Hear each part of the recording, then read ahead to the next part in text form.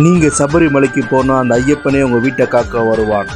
இது ஒரு உண்மை சம்பவம். நிறைமாத கர்ப்பிணி மனைவியை தனியாக விட்டு போக மனம் வராமல் கதிரேசன் சபரிமலைக்கு புறப்பட்டான்.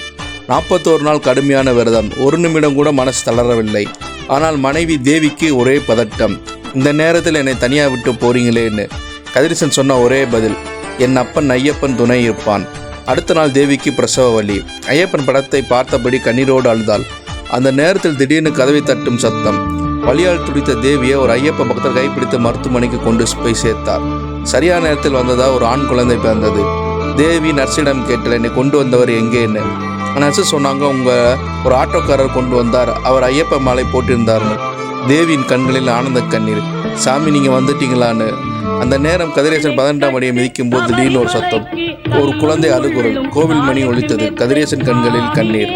அவன் மலைக்கு போனான். சாமி அவன் வீட்டுக்கு வந்தார்.